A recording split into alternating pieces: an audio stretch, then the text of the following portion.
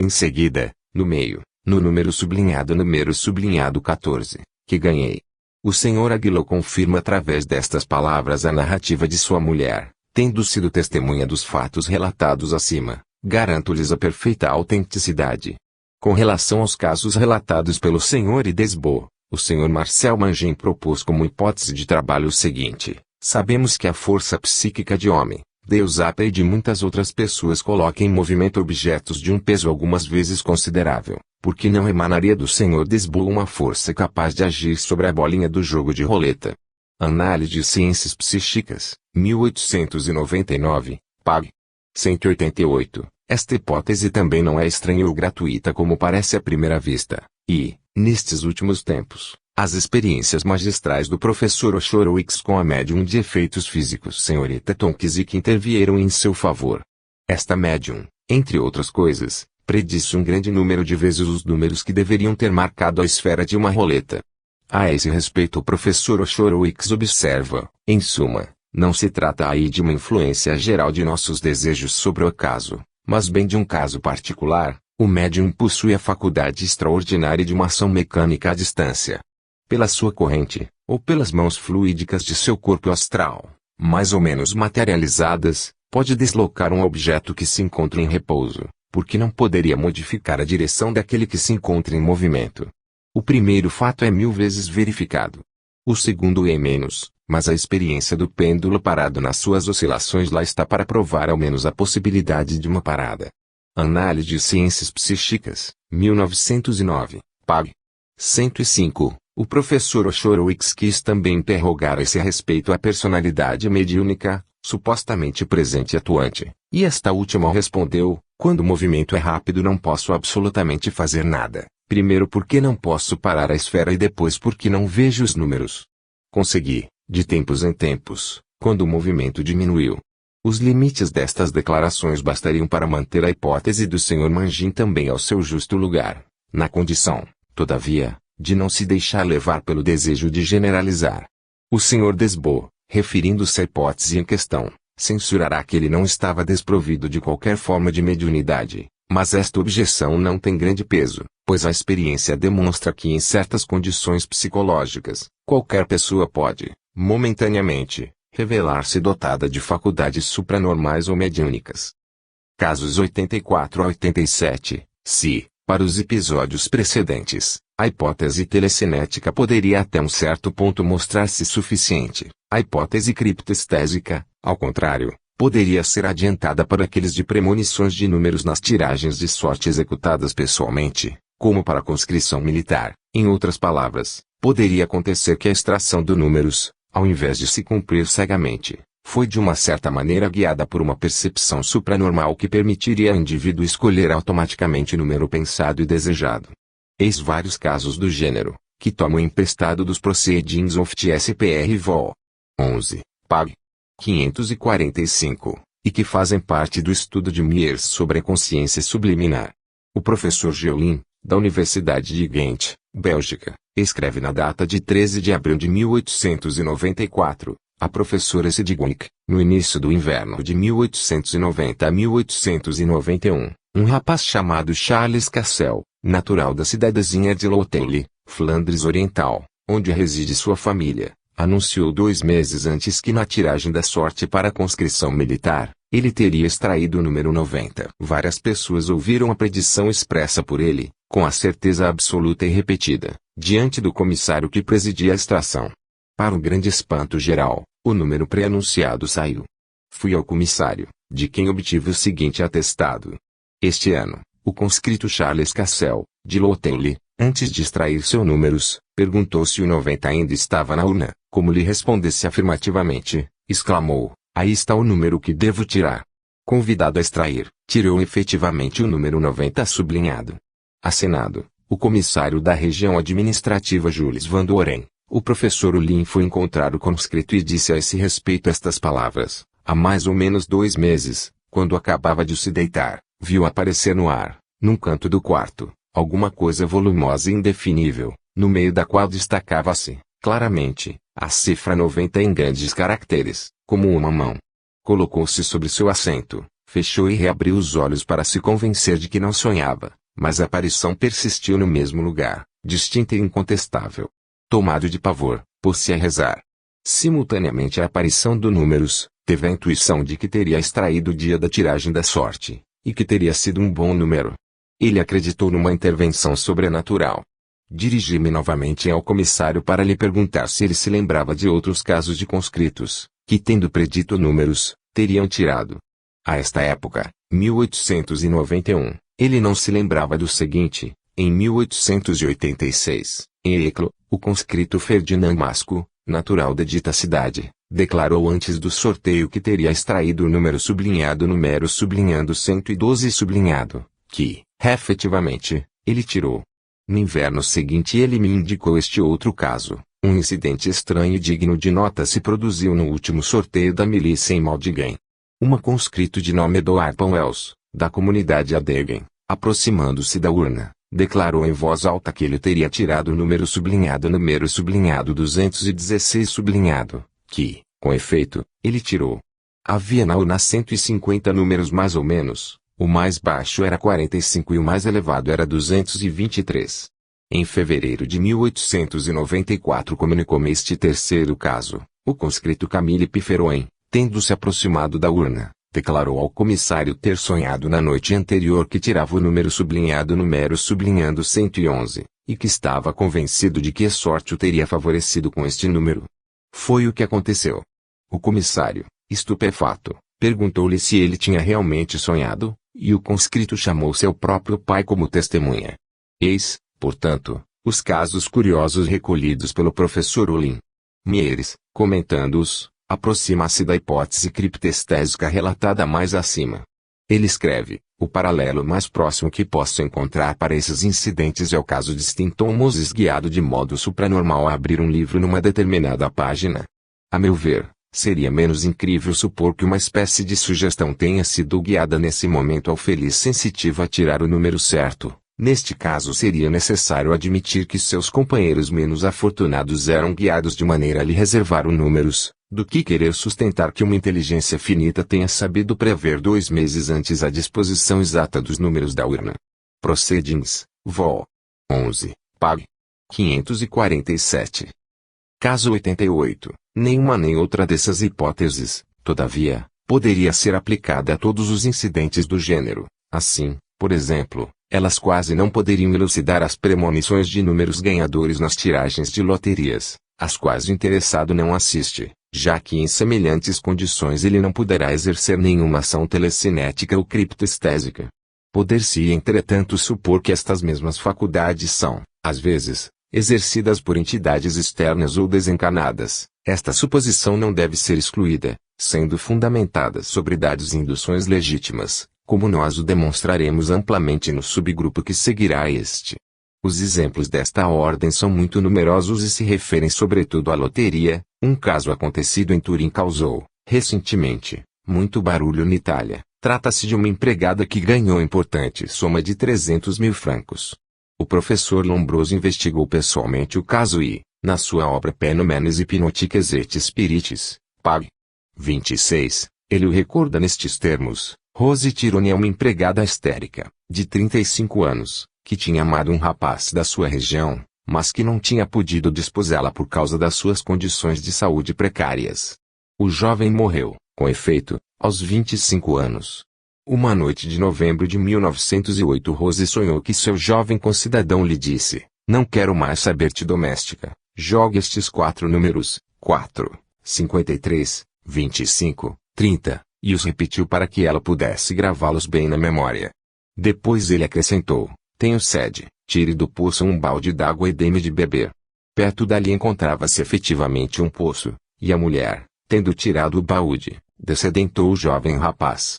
No dia seguinte Rose Tironi jogou uma soma bastante grande nesses 4 números, que saíram todos no sábado seguinte. 1 ano e meio antes do sonho profético ela teve um sonho premonitório no qual este namorado havia lhe predito que ela se tornaria rica. Acrescentaremos, para completar o episódio, que Lombroso fez uma pequena omissão. O povo descobriu, a esse respeito que, se Rose Tironi tivesse pensado em jogar um número que, na cabala, corresponde ao fato de dar de beber aos sedentos, ela teria ganhando também o quinto número da tiragem. Caso 89. Este outro episódio é análogo ao precedente. O conde Giuseppe Valentinis enviava a Revue d'Etudes Psíquicas, 1902, pag. 200. O caso seguinte, no dia 8 de dezembro de 1894, ao cair da noite, um alfaiate da minha região, Monfalcone, que se chama Jean Pian, mantinha-se perto do fogo, pensativo, preocupado sobretudo com uma certa dívida, que ele devia pagar 10 dias depois, e para a qual não sabia o que fazer. Absorvido como estava por pensamentos tão pouco agradáveis, acabou dormindo. Ele não sabia bem ao certo quanto tempo durou seu sono, não muito tempo, em todo caso, já que de repente foi sacudido por uma rajada de vento tão forte, enquanto uma voz lhe dizia, jogue 3, 15, 18. Nosso alfaiate reconheceu perfeitamente essa voz, o que o fez tremer de medo. Era a voz de sua nora, Elise Pian, nascida Macorim, morta 8 dias antes. O alfaiate jogou os 3 números, que saíram no sorteio seguinte da loteria, na mesma ordem na qual tinham sido enunciados pela voz misteriosa. O 3 era o primeiro da quina, o 15 o terceiro e o 18 o quinto. Seguem os atestados de Nina Pian, Pietro Pian, Giuseppe Pian.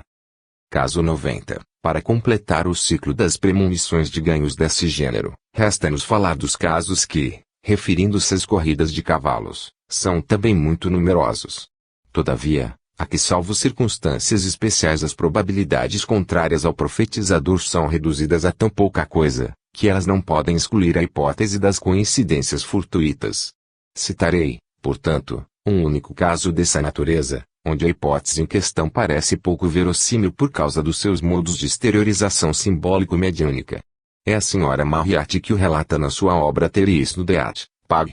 188. Nestes termos, uma das objeções mais vulgares que saem da boca dos imbecis consiste em observar, se é verdade que os espíritos sabem alguma coisa, que eles tentem me dizer o nome do próximo vencedor das corridas, e então eu acreditarei, etc. Falei disso um dia com Deudra, personalidade mediúnica comunicante com a senhora Russell Davis, e ela me respondeu, nós poderíamos revelá-lo, se isto nos agradasse, ou se isto nos fosse permitido. Se o espiritualismo fosse empregado nesse objetivo, todo mundo correria até nós com o único fim de precederem uns aos outros. Mas, para provar-te de que digo-te a verdade, proponho-me a te indicar dentro de um envelope lacrado o nome do ganhador, com a condição de que me prometa não abrir o envelope até o final das corridas. Nós pegamos e obtivemos o necessário de Deudrop, que traçou rapidamente sinais a lápis sobre o papel e escondeu tudo no envelope. Era o ano em que as corridas foram ganhas por Chotover. No dia seguinte abriu-se o envelope e aí encontramos o desenho de um homem armado com um fuzil diante de uma moita, além da qual via-se fugir um pássaro, tudo isso esboçado, mas perfeitamente inteligível para quem quer que soubesse ler nas entrelinhas. Para os leitores que ignoram a língua inglesa, observo que o nome, Chotover, presta-se a ser separado em 2 palavras, Chotover, o que significa atirar sobre. Caso 91. Uma outra categoria de acontecimentos bastante frequentes na fenomenologia premonitória é a da predição de casamentos. Basta-me relatar 4 exemplos que representam seus modos de exteriorização mais comuns. Paul Adam, o romancista bem conhecido, conta numa carta a Jules Boas que um dia percebeu possuir o dom da escrita automática e que a isso se entregou febrilmente durante algum tempo. Uma personalidade mediúnica manifestava-se então, a quem ele designava sob o nome de estrangeira. Entre as outras comunicações interessantes obtidas, contam-se predições realizadas a seguir. Esta, entre outras, a estrangeira prediz, 4 anos antes, o casamento improvável de um dos meus familiares, solteirão inveterado. Ela o fez de uma maneira muito bizarra. Através da minha mão, muito dócil, para responder ao interrogatório do visitante, ela escreveu, tua noiva mora em tal números, na Avenida Marcial. Uma carta do amigo, no dia subsequente, informou-me que sobre o letreiro do bonde Praça de Leitor Ligar e Montparnasse ele tinha visto no lugar do número indicando as demolições do hipódromo. Nós brincáramos. 4 anos mais tarde, num edifício novo, construído no espaço desse grande circo, meu amigo assistia às recepções nupciais de um colega, depois ele noivou com a irmã da jovem esposa que permanecia. Jules Bois, Laude Laet les forces incommunis, pag. 90. Caso 92, Camille Flammarion, na sua obra Lincoln, pag. 509, relata este outro caso, citado antes pelo Dr. Macariu no seu livro do sommeil, diz Reves, et du somnambulisme, pags. 80 e 81, numa cidadezinha do centro da França, em Charité-sur-Loire, departamento da Nièvre, havia uma moça maravilhosa em graça e em beleza. Ela era, como a fornarina de Rafael, filha de um padeiro. Vários pretendentes aspiravam à sua mão e um deles tinha uma grande fortuna. Os pais o preferiam. Mas a senhorita Angélique Robin não o amava e o recusava. Um dia, levada ao extremo pela insistência de sua família, foi à igreja e orou à Virgem Santa para vir em seu socorro. Na noite seguinte ela viu em sonho um rapaz com trajes de viagem, usando um grande chapéu de palha e óculos. Ao despertar ela declarou aos seus pais que recusava, absolutamente, o pretendente que esperaria, o que colocou-lhes na cabeça 1000 conjecturas. No verão seguinte o jovem Émile de Labédolière é levado por um de seus amigos, Eugène Lafaure, estudante de Direito, a fazer uma viagem no centro da França. Eles passam em Charité e vão a um baile do lugar. À sua chegada, o coração da jovem bate descompassado no seu peito, suas faces se coloram de um vermelho encanado. O viajante a nota, admira-a, ama-a, e alguns meses depois eles estavam casados. Era a primeira vez na sua vida que ele passava nessa cidade. O mesmo Émile de Labédolière, numa carta dirigida ao Dr. Macariu, estende-se sobre detalhes mais precisos. Ele informa que o baile em questão aconteceu no mês de agosto de 1833, na casa de um certo senhor Jacquemart, e que soube da senhora Forcerat, diretora de um pensionato onde se encontrava então a jovem senhorita Robin, que esta última havia confiado desde muito tempo ao seu professor o sonho em questão, descrevendo da maneira mais exata os traços do senhor de Labédolière e seu traje de viagem. Caso 93, a senhora Florence Marryat, no seu livro Thérèse Nudeat, pags. 189 a 192, conta este episódio, que se refere ao seu segundo casamento, e que ela expõe segundo notas tomadas no mesmo momento. Em 1874 eu exercia ativamente a profissão de jornalista em Londres e, nessa qualidade, era enviada a toda parte onde se passava algum fato interessante a relatar. Um dia, a direção de um dos maiores jornais de Londres encarregou-me de ir a uma clarividente americana desembarcada há pouco na Inglaterra chamada Lottie Fowler, e pedir-lhe uma sessão. Eu nunca tinha ouvido pronunciar seu nome e estava, portanto, pouco a par das coisas da clarividência. A senhorita Lottie Fowler recebe-me cordialmente, fez-me entrar no salão, sentou-se, tomou minhas mãos e começou a me falar do que eu tinha a intenção de fazer em Londres. De repente, seus olhos se fecharam, a cabeça virou-se para trás e a respiração tornou-se penosa. Após alguns minutos, endireitou-se e, com os olhos sempre fechados, começou a falar com uma voz aguda, num inglês hesitante. É assim que se manifestava o guia espiritual Annie, que, indubitavelmente, dava provas de uma clarividência maravilhosa. Annie começou com o meu nascimento, nas proximidades do mar, descrevendo, maravilhosamente, a personalidade de meu pai e suas ocupações. Passou a minha mãe, aos meus irmãos e minhas irmãs, depois falou das doenças das quais sofri, do meu casamento, de minha vida doméstica. Nesse ponto ela disse, espere, vou até a sua casa e descreverei o que verei ali. E pôs-se a revelar o nome dos meus filhos, a analisar minuciosamente o caráter de cada um deles, começando pelo mais velho, até o caçula, que designou como uma menina que tem o nome de uma flor, Marguerite. Quando esgotou o tema do passado e do presente, observou, você acredita que li tudo o que disse no seu cérebro, e para dissuadi-la disso, vou informar-lhe o que vejo para você no futuro. Aqui está, você se casará uma segunda vez. Nesse momento, eu dirigi uma revista literária muito conhecida, o que reunira em torno de mim um bom número de personalidades literárias.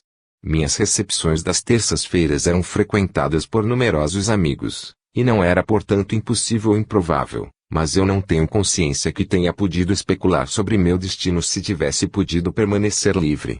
Todavia, desde que Annie disse que me casaria novamente, meus pensamentos devem ter tomado involuntariamente seu voo, pois ela observou imediatamente, não se trata desse senhor que quebrou um copo em sua casa na outra noite. Você se casará com um outro oficial.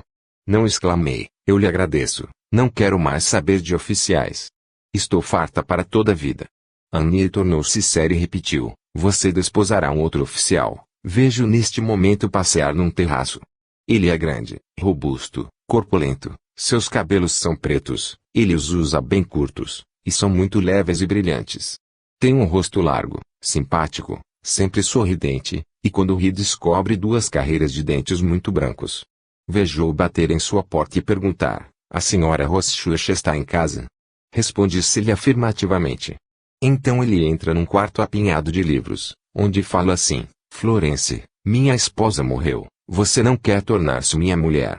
E você lhe responderá que sim.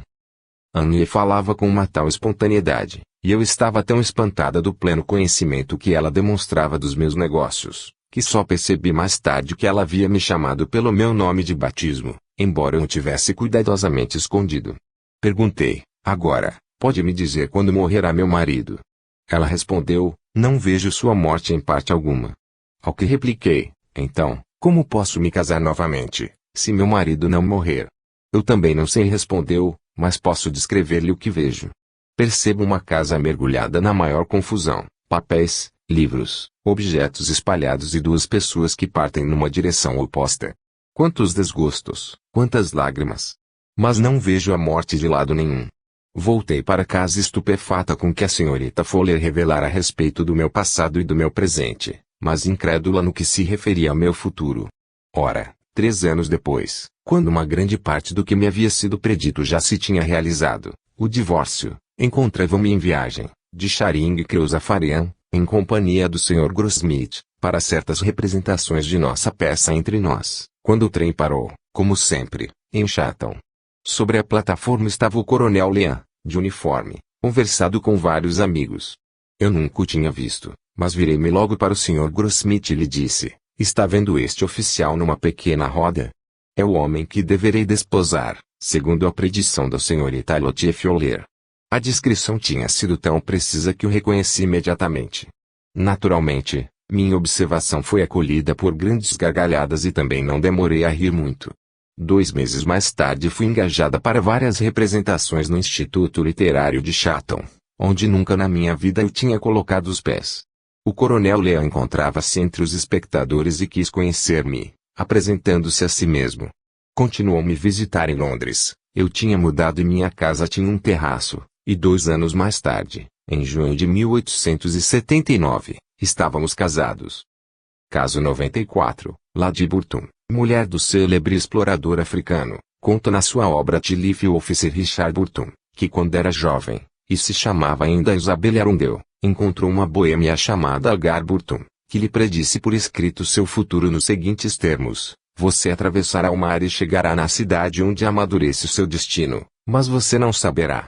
Terá que lutar contra toda espécie de obstáculos, e de combinações de circunstâncias que vão requerer toda a energia e inteligência da qual é capaz para superá-los.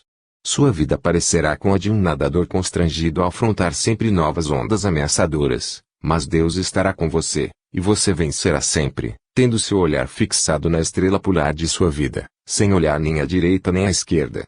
Casando-se, usará o nome de nossa tribo, Burton, e terá orgulho disso.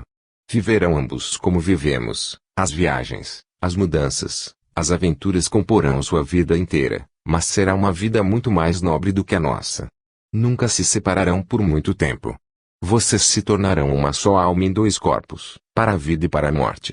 Mostre esta folha de papel ao homem com quem se casará. Agar Burton.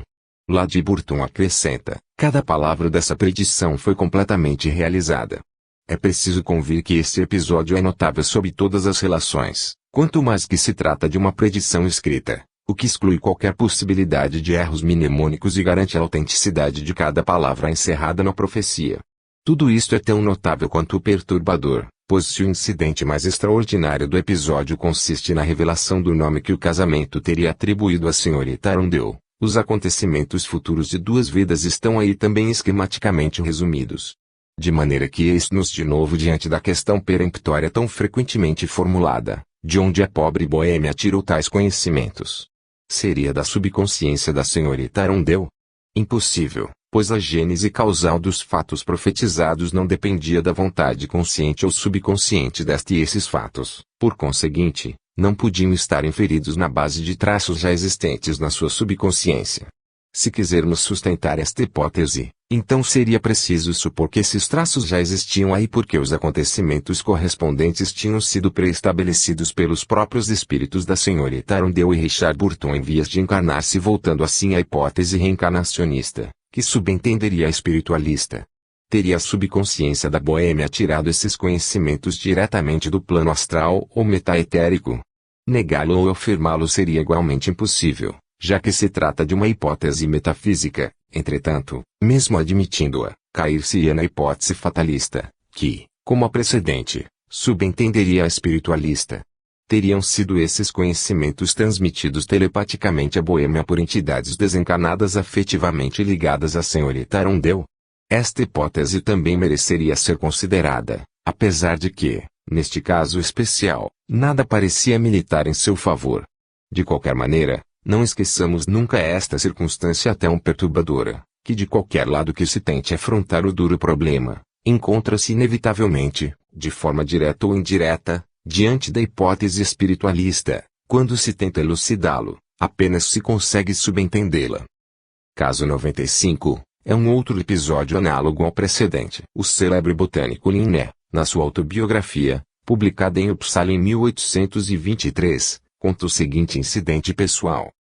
Meu irmão Samuel era considerado cheio de talento, e foi enviado à escola de Oeshil. Eu era considerado pouco inteligente e fui enviado a Lund. Todo mundo chamava meu irmão de professor e predizia que ele se tornaria uma mulher pobre e doentia, que passava de uma cidade a outra à procura de trabalho e a quem se garantia que era dotada de espírito profético. Chegou um dia à paróquia de meu pai em Rasut. Ela nunca tinha visto meu irmão, nem a mim. Pediu que lhe trouxesse algum objeto que nos pertencesse e declarou a respeito de Samuel: este será sensitivo. Quanto a mim, ela profetizou: este será professor, cumprirá longas viagens e será o homem mais célebre do reino, e assegurou-o com um juramento. Minha mãe, para enganá-la, apresentou-lhe uma outra vestimenta, dizendo que pertencia a meu irmão. Não diz a profetisa: isto pertence ao professor, que morará longe daqui. Caso 96. Ainda um episódio análogo aos precedentes, obtido, desta vez, mediunicamente.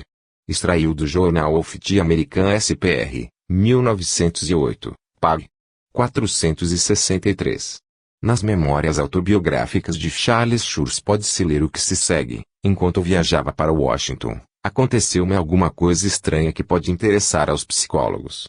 Em Filadélfia, fui convidado a jantar pelo meu amigo Tiedemann, filho do eminente professor de medicina na Universidade de Heidelberg e irmão do coronel Tiedemann, de quem eu tinha tido ajuda de campo no sítio do Forte de Rastatt, em 1849. Uma de suas filhas, de uns 15 anos de idade, muito bela, inteligente e culta, tinha se revelado médium escrevente. Na noite de que falo, propôs-se fazer uma sessão.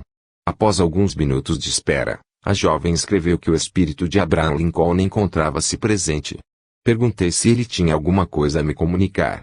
Responderam-me: sim, que tu serás eleito senador dos Estados Unidos. A coisa parecia a tal ponto fantástica, que segurei-me para não morrer de rir. Perguntei ainda: que estado vai eleger-me? E escreveu-se prontamente: o estado de Missouri. Era o cúmulo do absurdo, e a conversa não teve continuidade.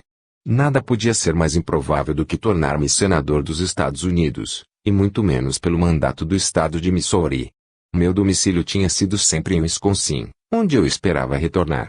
Nunca a ideia de mudar para Missouri havia passado pelo meu cérebro, e não havia tido jamais a mais longínqua probabilidade de que isso se produzisse.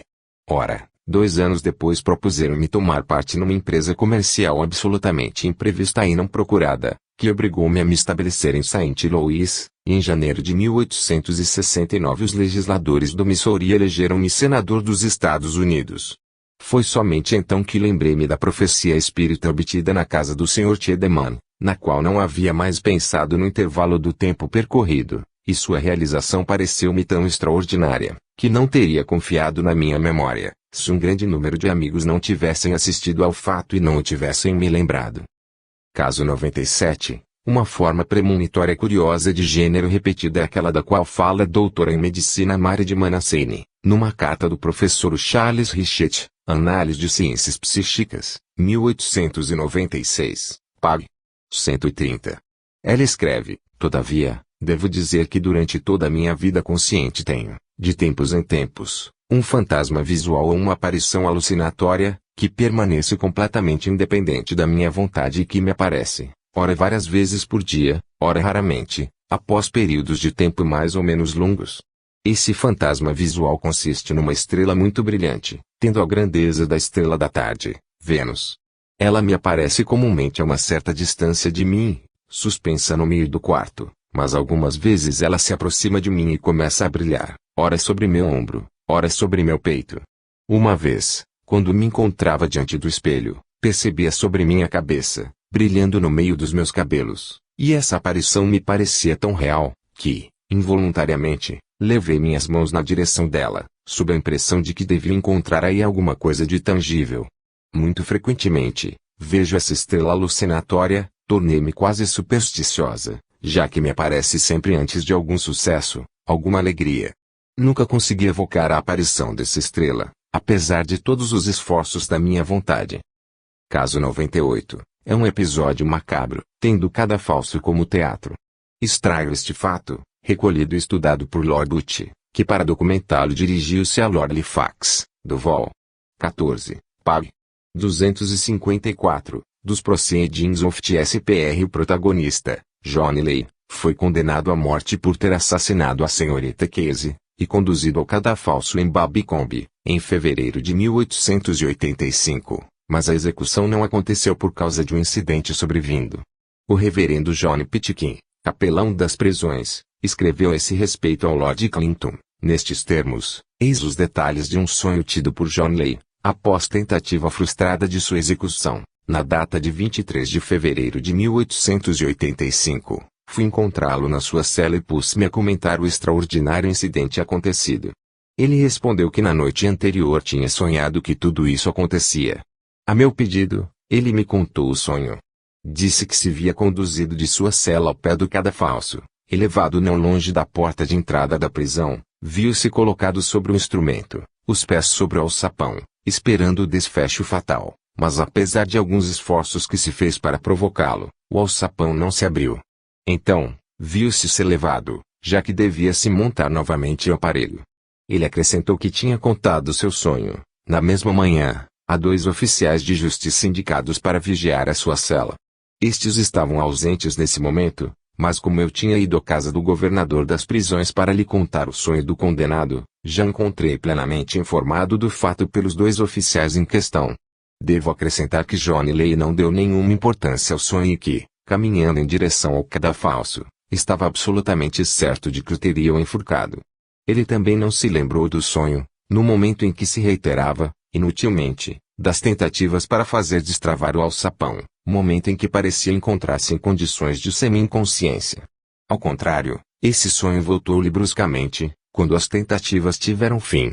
Assinado, John Pitkin, capelão. Os oficiais indicados mais acima fornecem o seguinte testemunho: às 6 horas da manhã, desde seu despertar, Johnny Ley acordou e disse: Sr. Bennet, tive um sonho estranho. Parecia-me que o grande momento tinha chegado, via-me conduzido ao pé do cadafalso, mas quando me colocaram sobre o alçapão não chegaram a me enforcar, porque o alçapão não funcionava, e, então, conduziram-me à minha cela, fazendo-me passar de um lado para o outro. Assinado, Samuel D. Bennet, guardião assistente, James Milford, oficial superior. Resulta do inquérito que o alçapão tinha sido testado 5 vezes no dia anterior e que tinha sempre funcionado perfeitamente, 2 vezes em presença do carrasco, o qual declara-se satisfeito. Resulta, também, que depois da tentativa frustrada de enforcamento renovou-se imediatamente os ensaios, e que o alçapão abriu-se em seguida. Quando se lê esse estranho caso comunicado pelo Lord Butch, o espírito se volta logo para a explicação que sugeriu o Sr. Marcel Mangin, a propósito dos ganhos no jogo da roleta. Ele se pergunta, por que, então, não podia emanar do Sr. Desbois uma força capaz de agir sobre a esfera do jogo da roleta? E nós perguntaremos, por que, então, não podia emanar do condenado John Ley uma força capaz de emperrar o destravamento do alçapão? O reverendo Pitkin afirma que o condenado, no período das tentativas infrutíferas para fazê-lo abrir, parecia em condições de semi-inconsciência, o que permitiria, ainda mais, supor que se tratava de uma condição de transe. Caso 99, é um outro episódio estranho em que a premonição se refere à morte acidental de um cachorrinho. Extraio do Lead, 1893, pág. 34. A senhora Caroline Cornero nos escreve na data de 15 de dezembro de 1892, na noite de 11 de dezembro sonhei que um grave acidente me havia acontecido. Eu não me tinha dado conta do que tinha acontecido, mas me vi, de repente, estendida no chão, com os braços esmagados, largados, quase desligados do corpo, e vi meu sangue sair em ondas das vestes rasgadas. A sensação experimentada foi tão terrível, que acordei sobressaltada, tomada de calafrios, e restou-me a convicção de que o sonho era profético. Contei imediatamente ao meu marido, que, se não está inteiramente convencido da veracidade dos meus sonhos, considera pelo menos com benevolência o que ele designa como as idiosincrasias anormais de sua mulher. Apesar desse sonho, aconteceu-me de me sentir muito bem ao longo de todo o dia e de conservar meu bom humor intacto. Entretanto, o sonho voltava frequentemente ao meu espírito e me obrigava a me perguntar, o que, então, me espera? Quando o meu marido voltou, saímos para nosso passeio habitual, seguidos pelo nosso inseparável cãozinho Nelo. A noite começava a cair, e com um suspiro de alívio, observei, o dia vai terminar e felizmente nada de mal aconteceu, o que me surpreende, todavia, pois sei, por experiência, que os sonhos análogos a este realizam-se sempre. Retornáramos para voltar e, quase imediatamente, ouvimos o barulho do trem que se aproximava a todo vapor. Chamei Nelo, que, obedecendo prontamente, veio até mim saltitando, mas os faróis da máquina ofuscaram-no, ele ficou desorientado no meio do caminho, o trem o atingiu, passou sobre ele. Tudo estava terminado. Caí sobre o solo, soltando um grito muito agudo, e experimentei os efeitos do choque como se tratasse de mim, e como eu os tinha pressentido no sonho. Senti-me com os braços esmagados, largados, desligados, e instintivamente apalpei minhas vestes, como se devesse encontrá-las encharcadas de sangue. À minha frente jazia o pobre Nelo, esmagado, desmembrado, morto. Assinado, Caroline Corneramos, Deiala, Ceilão. Deve-se notar, neste caso, esta circunstância curiosa e interessante, em que a sensitiva teve em sonho a premonição das sensações precisas que teria experimentado, assistindo à morte acidental de seu cãozinho, ao invés de ter a visualização do acidente que devia provocá-los. Neste último caso, ela teria podido arrancar o pobre animal do destino que o aguardava. Caso 100, as premonições de desgraças acidentais, ou de infortúnios imprevisíveis, são bastante frequentes, e relatarei um número de exemplos proporcionais, começando por uma premonição de incêndio. É a senhora Godrich Freyer, da Society for Psychical Research que o relata. Seus trabalhos crítico-analíticos sobre suas próprias experiências de visão no cristal podem ser considerados como clássicos. Ela escreve, em janeiro último, 1888, vi aparecer no cristal a figura de um homem agachado no parapeito de uma pequena janela, que do exterior desta olhava para o interior. Não podia perceber seus traços, porque a cabeça parecia envolvida em alguma coisa indefinível. O quadro do cristal mostrava-se tenebroso de uma maneira excepcional, e como a cena que eu tinha diante dos olhos era completamente outra, parei de olhar. Concluí daí que a origem da visão devia se encontrar nas discussões feitas na minha presença, a propósito de vários furtos executados recentemente, dos quais os jornais estavam repletos. Ao mesmo tempo eu considerava, com uma certa satisfação, que a janela visualizada por mim no cristal era de 4 quadrados e que a única janela de 4 quadrados da minha casa encontrava-se numa mansarda, portanto praticamente inacessível.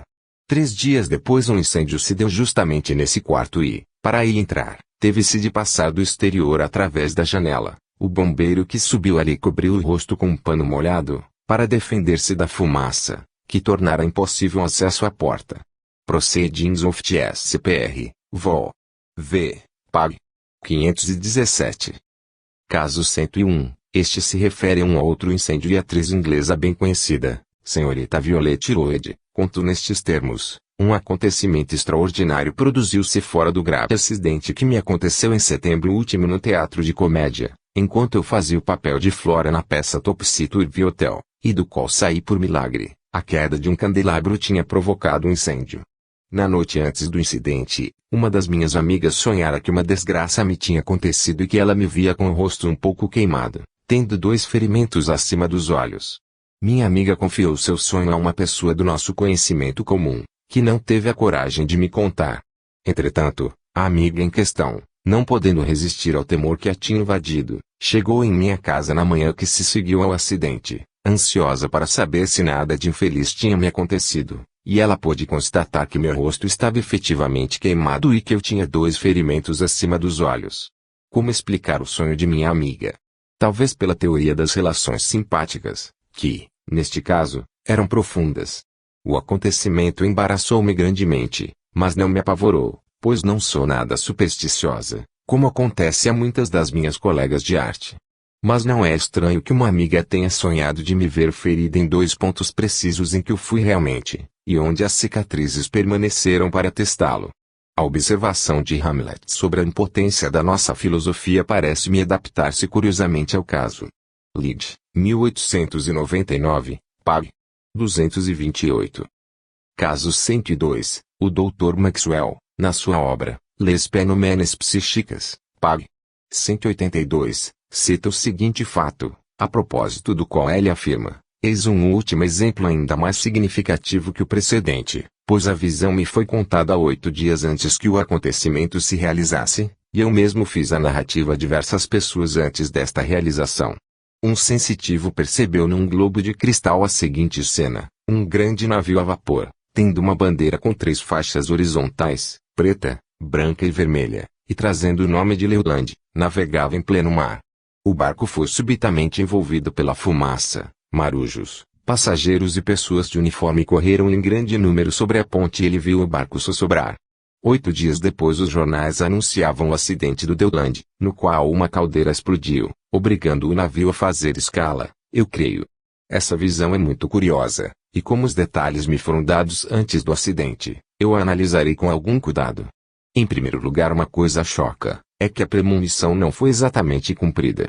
O Leoland experimentou bem um acidente, ele próprio envolvido pelo vapor, a tripulação e os passageiros tiveram que correr apavorados sobre a ponte, mas, felizmente, esse magnífico navio não sossobrou. Por outro lado, o sensitivo leu Leoland e não Leoland, mas esse detalhe não tem grande importância, a palavra estrangeira tendo podido ser mal lida. Enfim, uma coisa digna de nota é a ausência completa de interesse que essa visão podia apresentar para o sensitivo que não tem nenhuma relação com a Alemanha e ignorava, pelo menos conscientemente, a existência desse barco, embora tenha tido, certamente, imagens sob seus olhos. O lado verdadeiramente notável desse episódio é justamente a ausência de qualquer relação direta ou indireta entre o sensitivo e o acontecimento visualizado, circunstância extremamente rara na casuística premonitória. Na introdução ao subgrupo seguinte discutiremos a única explicação plausível de um tal estado de coisas. Quanto ao que concerne ao falso incidente da submersão do navio a vapor, isto pode ser facilmente reduzido a um fenômeno de dramatização subconsciente de uma inferência muito natural, que se apresentou ao espírito do sensitivo.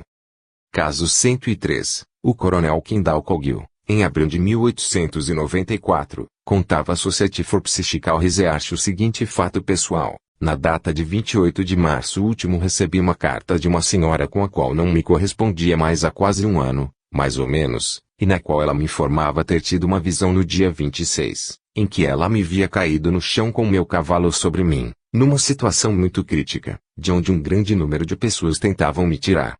Respondi de volta, através do correio, que sua visão só podia ser um sonho, e que os sonhos devem ser interpretados no sentido contrário, razão pela qual nada de mal poderia me acontecer.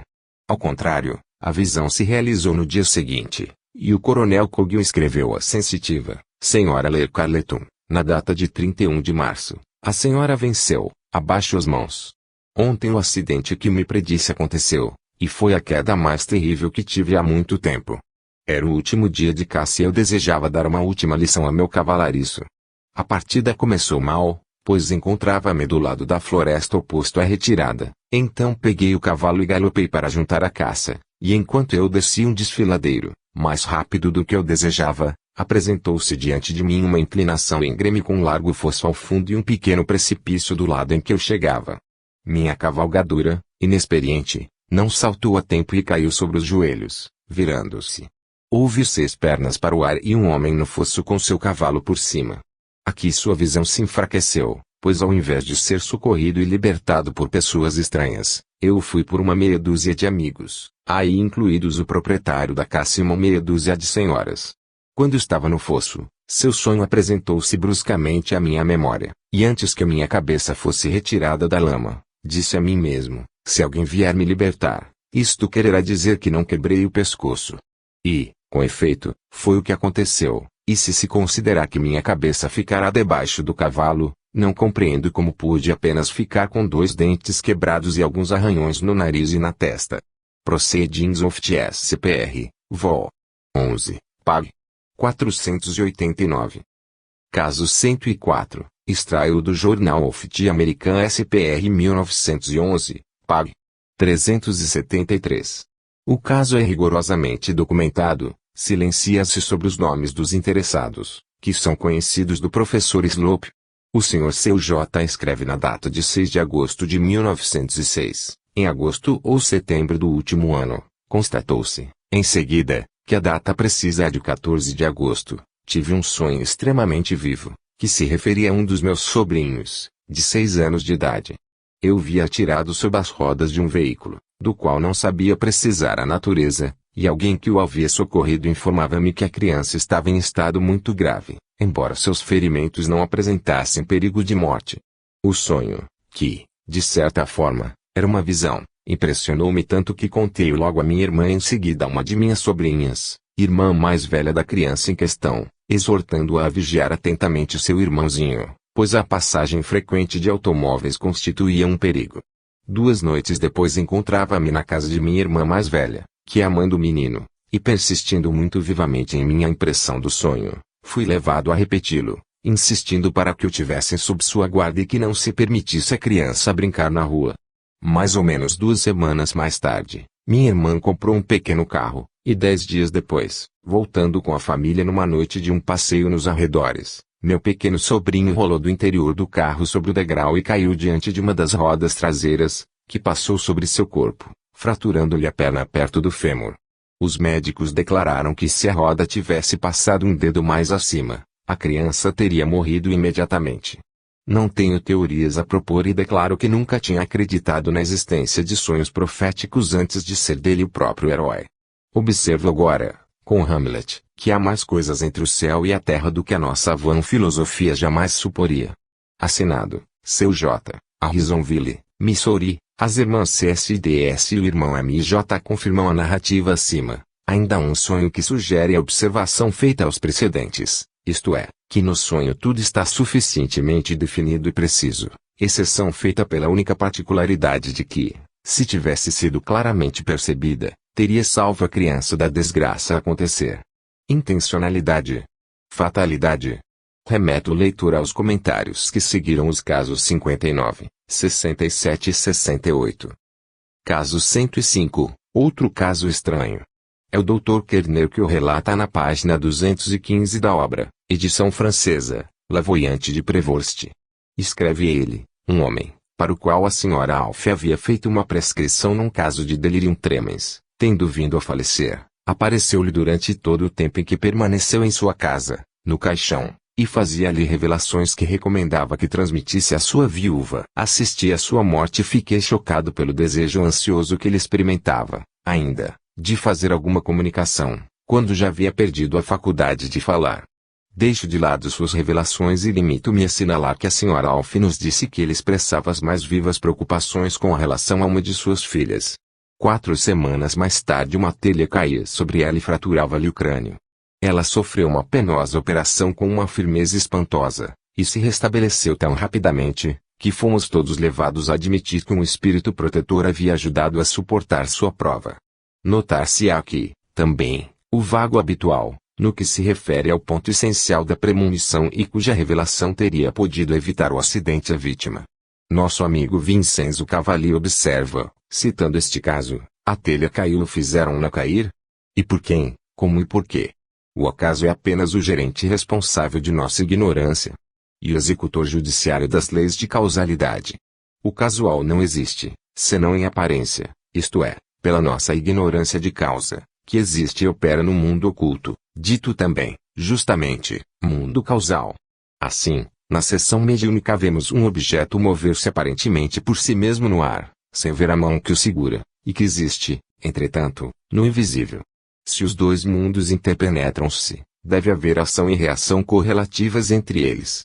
Se uma telha cai na cabeça de um homem, este pode bem ser conduzido seja pelo seu próprio espírito, seja por um outro espírito, a se encontrar sob a telha que cai por uma razão que se ignora, mas que deve, todavia, existir, se a vida terrestre tem uma função para finalidade ultraterrestre.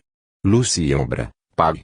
219. Citei este texto do Sr. Cavalli porque uma parte da verdade, assunto do qual falaremos novamente no próximo subgrupo, esconde-se, provavelmente, sob a aparente audácia da tese adiantada. Caso 106. O Sr. J. F. Young enviava ao Lead, 1900, Pag. 7. O incidente pessoal seguinte. Há 9 noites, sonhei que um marceneiro que trabalhava numa construção pouco afastada da minha residência teria caído do teto na rua e, no sonho, aconselhava-me a relatar o fato à minha mulher antes de sair, para que, tendo falado antes da realização do acontecimento, fizesse com que o sonho não atingisse um valor muito maior.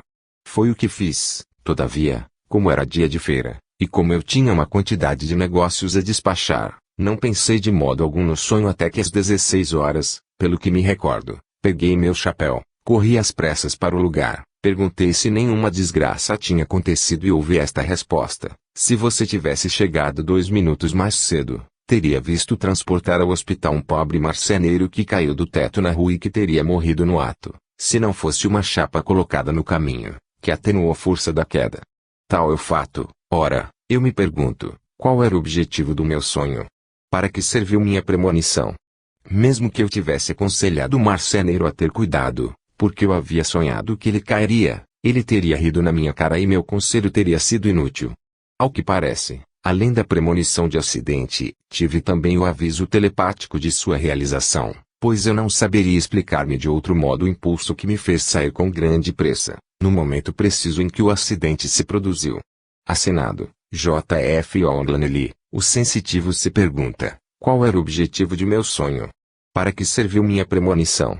Aqui está, esta premonição foi certamente inútil, do ponto de vista do acidente acontecido, mas se nós consideramos o que ela própria escreve, ou seja, que no seu sonho sentiu-se aconselhado a relatar o fato à sua mulher antes de sair, a fim de que, tendo falado antes da realização do acontecimento, fez com que o sonho tivesse um valor maior, se sentiu-se aconselhado neste sentido, então poder-se-ia crer, com um certo fundamento, que a intencionalidade da premonição consistia em oferecer a ele, a sua mulher e aos que teriam ouvido falar do sonho uma prova eficaz da existência do supranormal e levar, assim, alguém a refletir sobre os mistérios da vida e, por conseguinte, na possibilidade de uma existência de além-túmulo.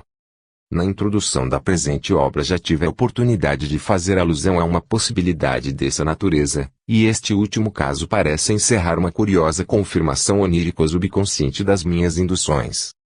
Caso 107. Ladize, mulher do Lodize e conhecida pessoal de Mieres, escreve a este último: no ano de 1866 eu morava com meu marido, Lodize, numa casa de Charles Street, Mayfair, no pátio da qual construíramos nosso quarto, que uma estreita passagem separava da cozinha de nossa vizinha, a senhora L, cozinha de um único andar, construída igualmente no pátio. Durante uma fria noite de inverno fui despertada em sobressalto por um ruído surdo que vinha da passagem indicada. Era como se um corpo humano tivesse sido precipitado do teto da cozinha da senhora L. Coloquei-me na escuta, alarmada, e o eco de longos gemidos chegou-me da passagem. Pensei logo que algum ladrão tivesse caído desse teto ao solo, onde jazia ferido. Acordei Lodize, pedindo-lhe para ir ver.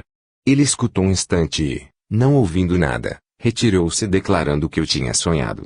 Após algum tempo voltei a dormir, para ser novamente acordada por um ruído idêntico que vinha da mesma passagem. Então insisti junto ao meu marido com tamanha insistência que ele se levantou, meio vestido, e foi abrir a porta que o dava para a passagem. Uma lua magnífica brilhava e nada era observado no lugar. Fiquei muito perplexa e, finalmente, voltei a dormir.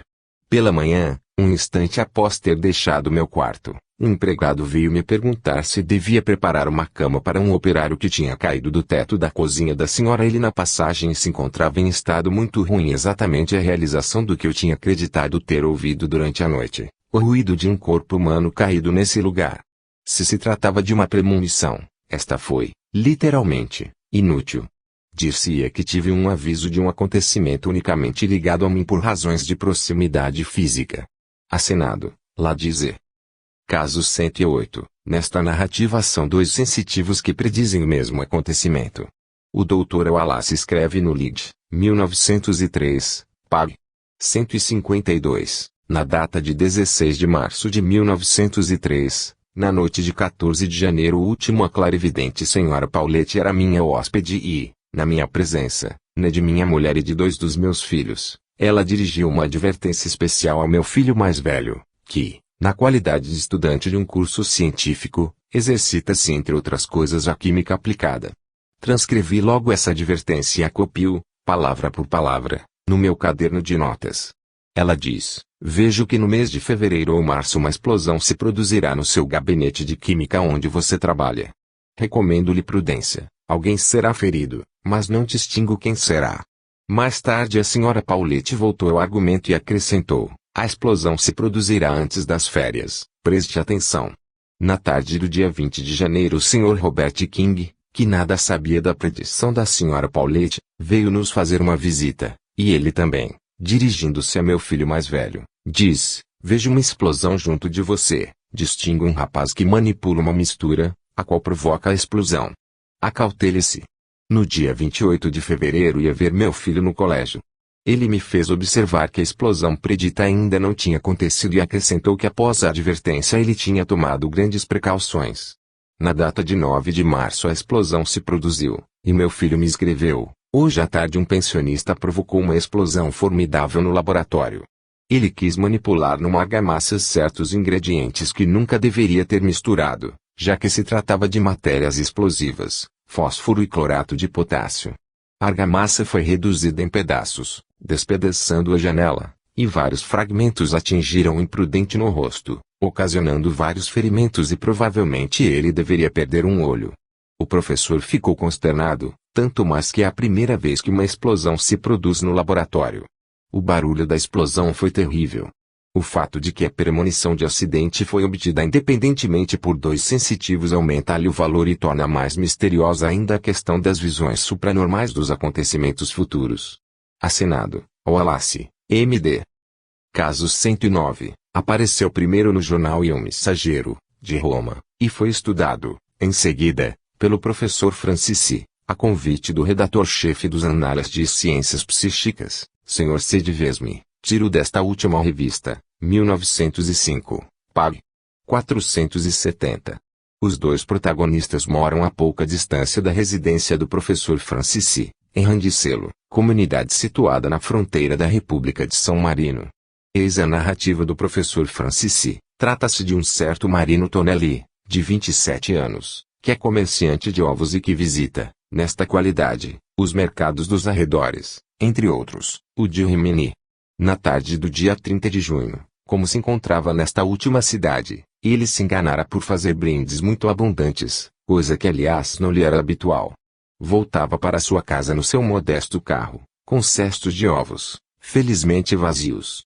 Parece que o jovem comerciante estava quase adormecido, pois, quando chegou a um lugar conhecido sob o nome de Coste de Borgo, onde a estrada é tortuosa e em acentuada inclinação, o rapaz sentiu um forte abalo e, abrindo logo os olhos, encontrou-se estendido num campo ao lado da estrada, no fundo de um pequeno barranco ao longo do qual ele havia rolado.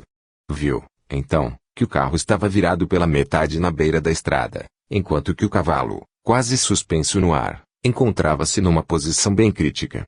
Logo depois de ter se assegurado de que não estava ferido, o rapaz socorreu o animal e, com a ajuda de algumas pessoas que tinham acorrido, ele retirou do barranco também o carro, que, esperando, aí tinha caído.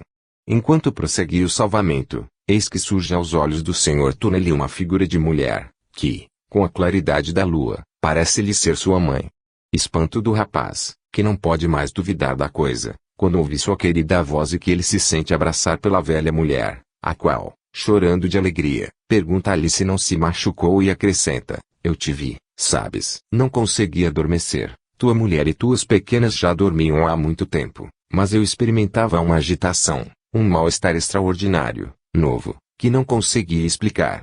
De repente, vi aparecer diante de mim este caminho, exatamente este lugar, com este barranco ao lado. Vi o veículo capotar e tu pedias e parecias agonizar. Este último detalhe não é